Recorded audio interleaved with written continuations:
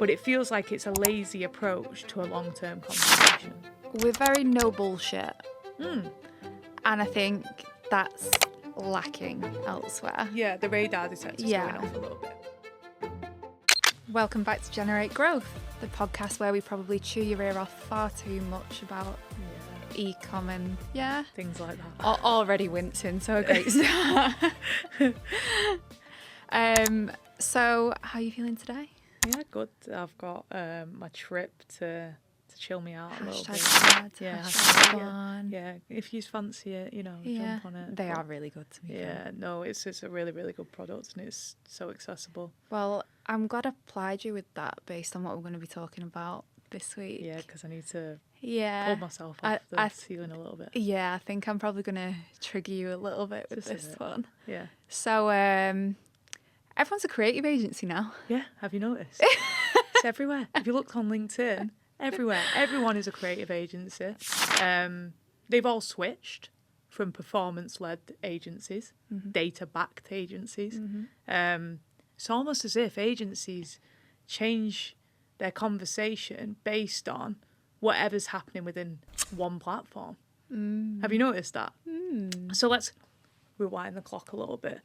When the iOS 14 update dropped, you seen everywhere that people become performance-based agencies or data-backed agencies because they were supplying the next best third-party tracking software away from Meta, one platform, by the way, and they were just upselling into these different platforms and exploiting clients, to be honest.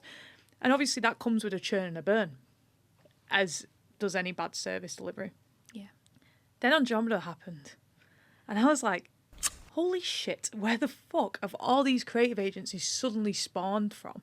And that, to me, was a signifier that, you maybe say that people are just adapting. But when you're a multiple service offering agency and you're just adapting your business model based on one, what's that saying about that brand?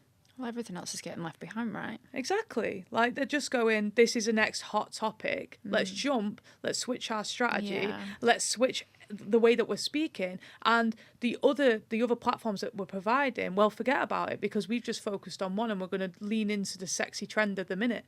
It won't surprise me, like, once Andromeda cools down a little bit, that you'll start seeing, like, AI agencies become more prominent because it's the thing of the moment and it's the way people are speaking. We're the opposite. We've said what we are right from the beginning. We're a growth partner. And I'm never gonna change the direction of that. Yes, we've changed name, but that is to reflect what we are, and that is a growth partner. Fundamentally I think it's grinding my gears a little bit just seeing everyone just kind of pop out with these new directions. And yes, you have to adapt to the market. It's not what I'm saying. But it feels like it's a lazy approach to a long-term conversation. And we're very no bullshit. And I think that's lacking elsewhere. Yeah, the radar detector's going off a little bit. I mean, listen, when you talk about creative strategy, how come we've had our creative strategy for years, strategist as a role for years? Like, as long as you've been here, you've been in some sort of formal creative role, right? Years this agency's been going for. And we've had a placed importance on creative from a psychological standpoint because it's about tapping into your consumer and your customer during, like, your ad journey or your e-com journey and the way that you engage across the entire system. So when you see, like, agencies lean on things like that, instead of actually just being honest of, this one is fucking something that we expected or didn't expect, that changes the game. I remember when we were talking strategy specifically, that we started testing broad before Meta, like, truly said to do it. And it was because we were reading the data and the trends within the account that we decided to do that and go down the customer persona building route and slowly start to remove interest-based targeting, because we knew from the ISO update that we were going to lose that data anyway. So how can something be effective as tracking people if people have opted out of it? It's just as simple as that. So we knew that the creative was going to be king. This has been conversations that we've rolled out in our strategies year on year. So to pretend that this is something that's happened this year, it irks me a little bit, to say the least, because a good agency should have been ahead of the trend. A good agency should have identified that this was coming and built it into the system. And how come it's only ever Meta that ends up like the spotlight in these conversations, right? Yeah, you don't hear anyone talking about TikTok creative or anything like that. It's always Meta. Yeah, it seems to be like, grab these 40 statics that were winning in my client's account for free on LinkedIn. DM me static. Yeah. And I think, listen, I don't doubt that they've worked for your clients, and I don't doubt that they've produced great results. But that cookie cutter approach to brand management when they're in your agency is what is causing this churn and burn and the lack of trust, you know, for agencies like ours. Yeah. And it takes so much longer to kind of repair that client's like vision of an agency and then build them back up again. And I think this flip-flopping of messaging and who you are is only adding to that and creating more of that. Yeah. I think that's the thing, isn't it? Creative has never not been important. Like, fundamentally. Like, forever. Yeah. Forget like, digital. It's part of the branding anyway. Yeah. Like, whether we agree with how anal people can be about the branding or we don't, it is part of that brand and it's part of their brand image. So fundamentally it matters. However, the scale to which it matters and what area it matters in changes and differs. And that's where, like, obviously you speak of Andromeda. That's a complete pivot from what you were doing previously, where in the creative, we had a little bit more freedom about. Yeah. Because you were doing the targeting. Yeah. But now the creative's doing the speaking for us. But that never stopped that era of creative being important. No. And I think that, obviously, going back to what you said about, like, it's always been a fundamental role in our agency, I think I'm almost testament to that in that I onboarded about 3.5 years ago or something like that now. And I started off as the email marketer here and then obviously progressively became the creative strategist alongside. And then about 10, 12 months later, I became the head of creative. And that was because we were unlocking more creative strategists to ensure that the clients were actually receiving the creative service that they deserved and what they needed. And I think every team member has an element of putting their finger in the pies of everything. Like, I pride myself on the team knowing a little bit about everything, but being a master of their trade. Yeah, so absolutely. I will never expect a creative strategist to be in an account making a decision. What I do expect is them to read the data and make or curate something off the back of it. That's completely different. And I think this is where, I mean, we talk about like social media roles in general, like, and people hiring for social media roles, and then suddenly you've got a little poor graduate who's been thrown into a marketing role and then is suddenly responsible for SEO, paid ads, like email marketing, social media organic, content creation, UGC, like so many different hats that they're wearing. And I think when you cheap out on one, it shines, like it really, really shines through everything. So yeah, I think like knowing your place in any situation and knowing when is like time to step back and let someone else be in their zone of genius, that is exactly how we run the agency. And I think any brand owner that wants that scale and that system and that calm within their own business needs to kind of think, okay, we are a digital brand. I can't expect someone an X amount per month to know everything about everything, because you don't. Oh, no. Like, there's a lot of brands that might have grown organically on TikTok. Fuck all about Instagram. That's fine. Or they might have grown on YouTube. Like, I've seen that happen. Like, they've grown on YouTube and they've managed to get a decent audience on YouTube, but don't know how to make that into short form content. Yeah. But someone out there does. And it's like understanding the market that you're trying to attract and then like almost capturing the roles as they're needed, and then going for that low-hanging fruit based on what you already know and you're able to control and understand, and then challenging yourself to be like further and further so that your perception eventually does change and you gain scale. So AI has obviously made creative churn a little bit mental. We've seen some of the crazy stuff. You know, we've seen Ariana Grande's 6 fingers and all the... Oh, I thought you were speaking specifically about clients that we've inherited with creatives within... No, unfortunately, we've never had a client work with Ariana Grande, I don't think. No, but we've had clients that have worked with agencies that have tried to push through things creatively. Yeah. And it looked absolutely insane. Yeah. Like, so in terms of that then, obviously that AI kind of makes it worse. It makes it a lot easier to churn creatives out. So what does a true creative strategy look like versus just churn? It's persona building. It's persona building. It goes right down into marketing psychology, but ultimately it's building a persona. Who you're trying to talk to, how you're trying to talk to them, and where you're trying to find them. Yeah. And then really developing your strategy from there.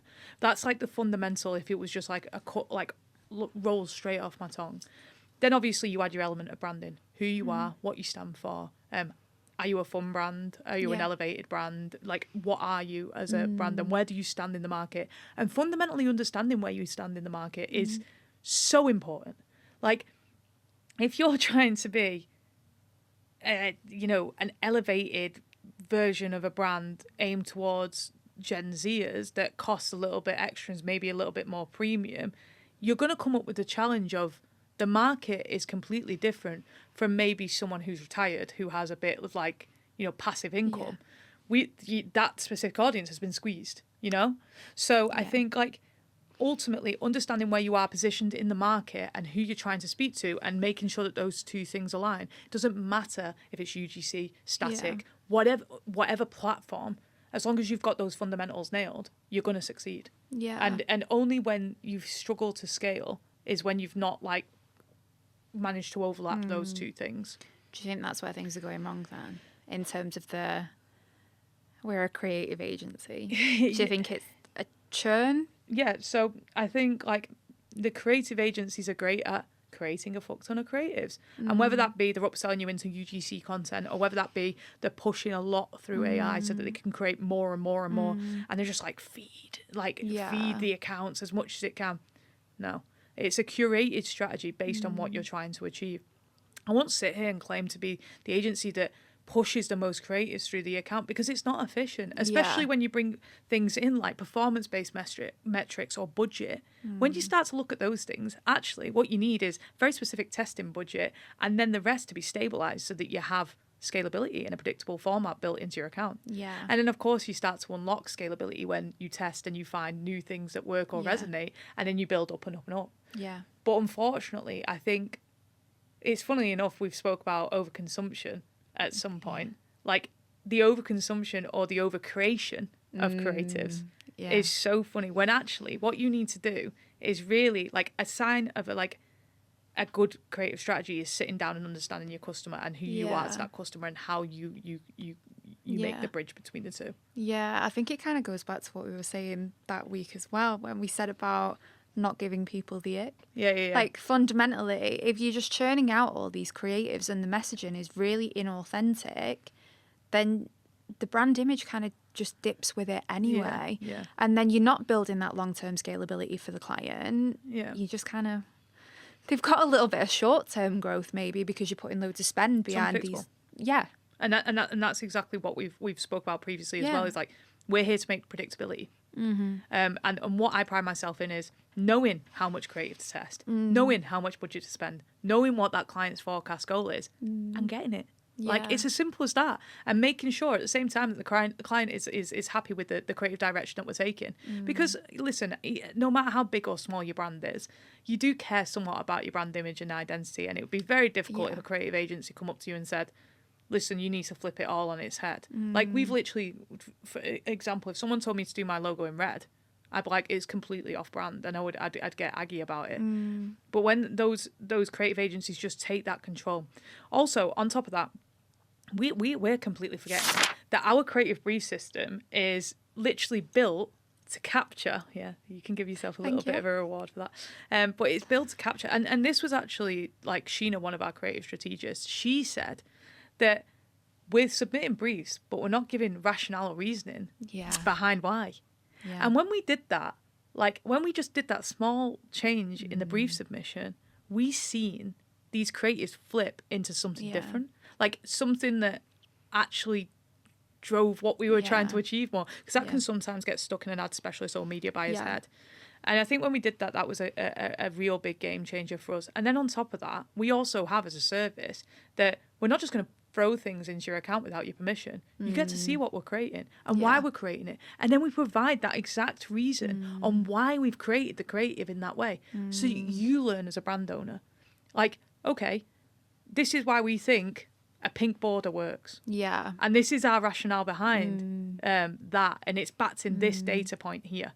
And then that builds the trust in the client that the creative strategy is on point. Yeah, I don't want to inflate my own head too much, but I do feel like the creative brief system is pretty bulletproof in terms of the amount of control that we give the client as well in deciding basically how the creative is going to work for them and their brand. But I think going back to the question that you said anyway, that it was what's the marketing purpose of these ads, right? That was the one question that we added.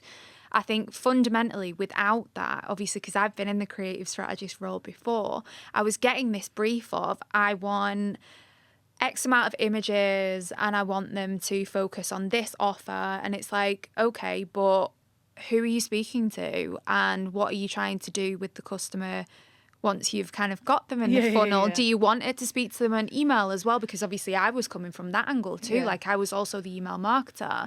And I think the more that we consider the life cycle on our side and on the client's side as well of producing the creative, the better the end result.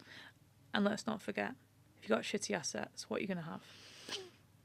Yeah, that's the thing that'll set me off ranting. Maybe that is the one. Maybe that's a different episode though, but just a trigger warning to clients out there or potential clients or prospects. Have good assets. If you want your brand to look like a certain way, like, you need to be making sure that you're matching that vibe and investing in a good bunch of assets. Yeah. Not AI generated slop is ultimately how you get there. Yeah, I think one of our clients has phenomenal, beautiful assets and they have a really, really good creative vision. And they know who they're speaking to. And they do the large majority of themselves because I always recognise when they come through, I recognise the little blonde bob and then I'm like, I know who's in that photo.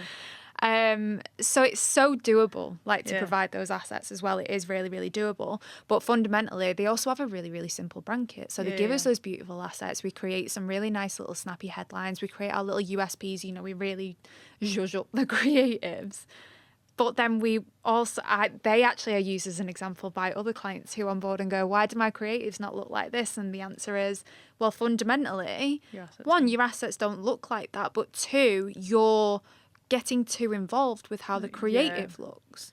And I think just tweak that can you just move that 2 pixels to the right? Okay, that's going to generate you about 10k. Do you really want to spend time doing that right now? And that specific client, the makeup bag client with the phenomenal assets, they're the one client that every single kind of bad, doesn't understand the creative process client will come back to. And they go, why do our creatives not look like that? And it's like, you need to take a step back and realise that we're designing these to perform. And this is why I feel like the team, if they listen to this, will be going, oh my God, shut up, because I've said it until I'm blue in the face, but functionality over aesthetic. Functionality over aesthetic. We spoke a little bit about ugly ads as well and how they can have their benefits. But people really don't like that term. Yeah, they don't like ugly ads. But it goes back to that kind of like functionality aspect, isn't it? Like, and I think sometimes like transferring organic content into paid can create that fiction. Yeah, absolutely. Though anytime I've been on a call with a client and they've been upset about creative, I always say the functionality over aesthetic. And then I can tell them like tensing up a little bit. And I'm like, that doesn't mean that aesthetic isn't involved.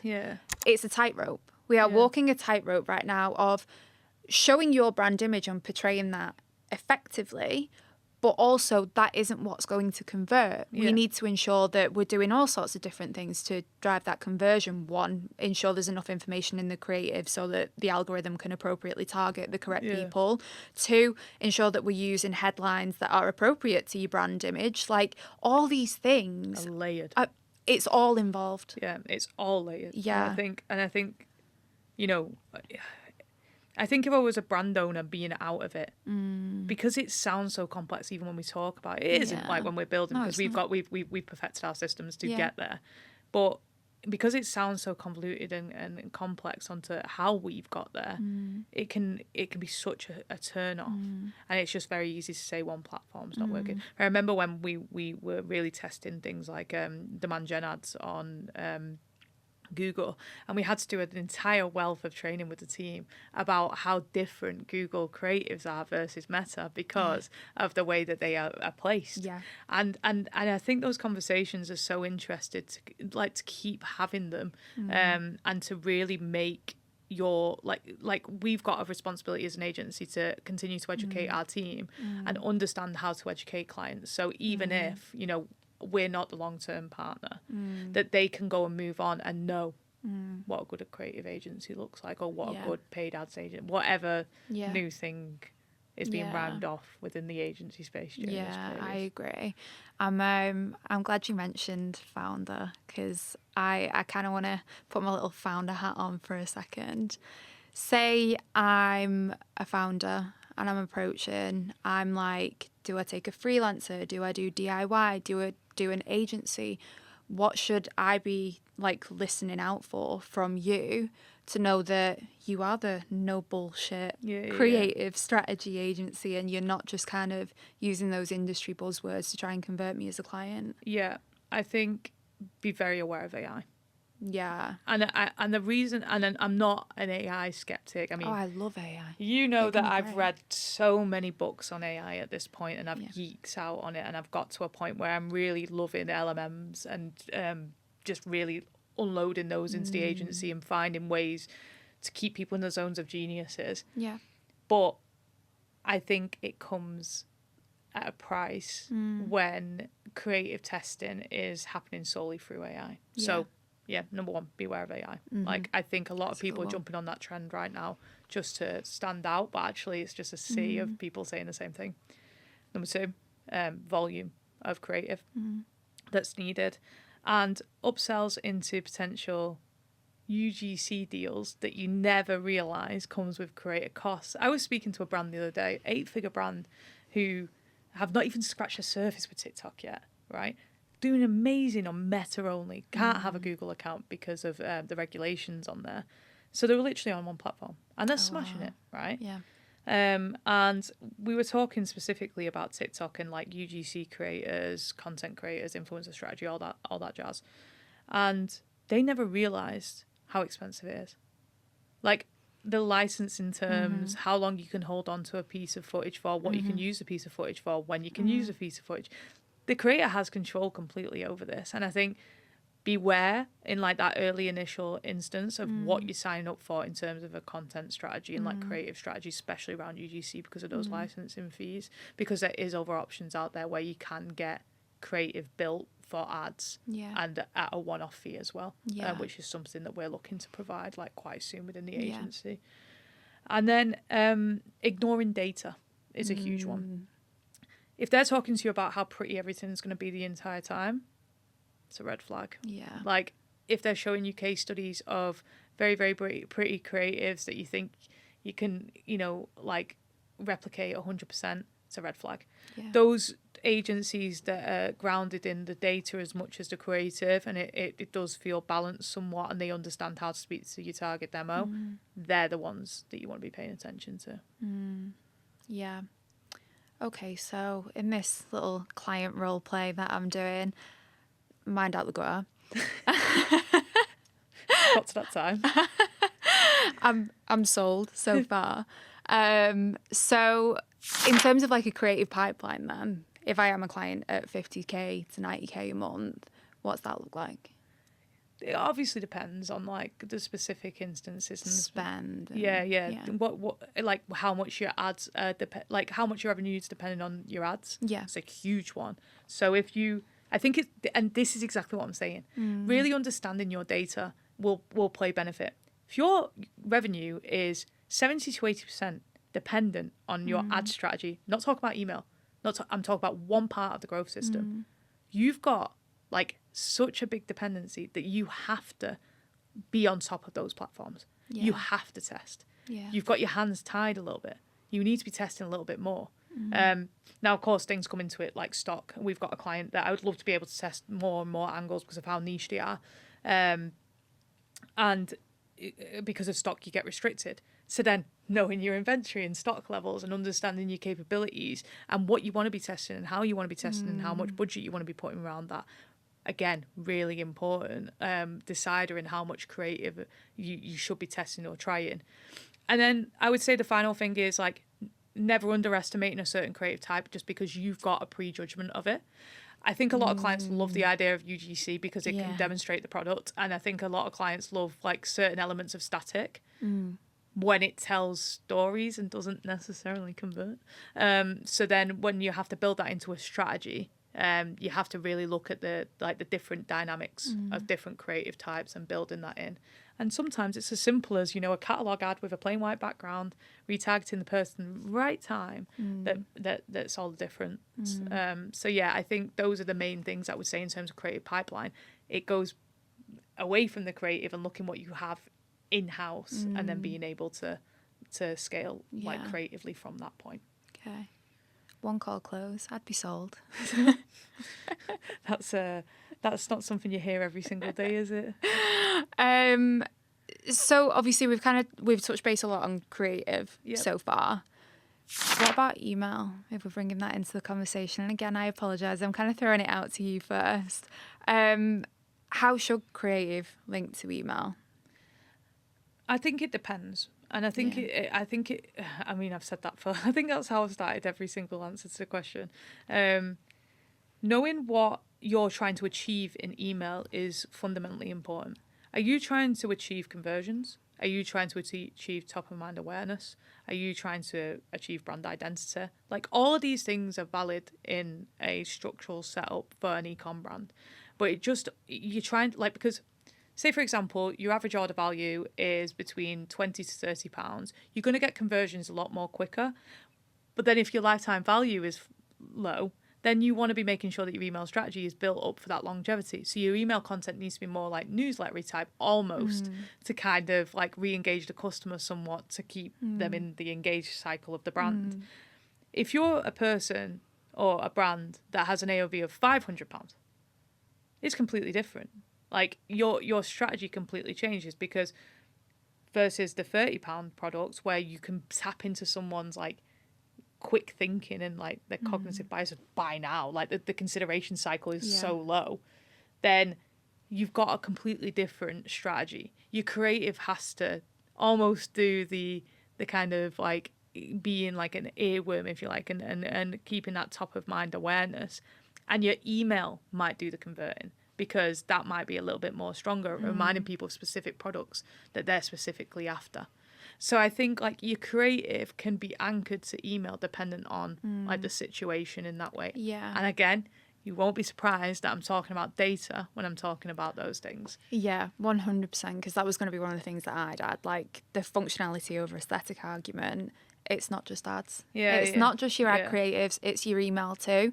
Like, you won't find it a surprise that I'm about to say this, but love a good text-only email. Honestly. But can you see that that's gone into ads now? Yes. Yeah. Have you seen that? Yeah, but I've also seen that be overused. Because Christmas. Because no one's got the originality anymore. Yeah. This is what I'm saying. They're going, that brand's doing it. Like, and then it just ends up a spiral and then everyone gets fed up of it super quickly. Yeah. But look at the origin of that. The text-only email feels personal in someone's inbox. So they've tried to replicate it in ads. Now, it's not my favourite thing in the world to do. However, I've seen, those kind of ads that are inside like someone's notes app. Oh, yeah. We tried that at some point, I think, for an internal brand. Yeah. And I think it works. Yeah. It works. So I think fundamentally it's having enough budget to test those different things, but also sharing the learnings between platforms as well, even if they might not be directly doing what that you think, even if you don't think you can learn from them, there's something that you can take away from any marketing strategy. Yeah. It's almost like coming full circle, isn't it? 100%. We're like, don't basically do what everyone else is doing. Yeah. that's what the whole creative agency is. Yeah. It's what everyone else is doing. Yep. And they think it's going to slap, but you're not standing out right now. No, you're just merging in, unfortunately. And that's exactly why our messaging is going to always be consistent around what we provide, which is a whole growth system. I love that. Any final hot takes on the creative agency? Data first. Data first. Always data first. Like, I will always die on the hill that data is the foundation for scalability. Yeah. I love that. Cool. So, what's up next week? I don't know. What is up next week? Oh my God, yeah, it's me with the laptop. Don't Honestly. put me on the spot like that. We're having a little bit more of a personal one next week, actually. Interesting. Putting you on the spot again. Less ranty, more kind of having a conversation about the human side of growth. So the mindset, obviously you've experienced quite a lot in business, a lot of negatives in business, unfortunately. So kind of that pressure and scaling and still growing a business while under that pressure, because obviously Stay true to your values. Yeah, 100%. I'm excited for it. Yeah, that's next week. Let's do next week then. Yeah.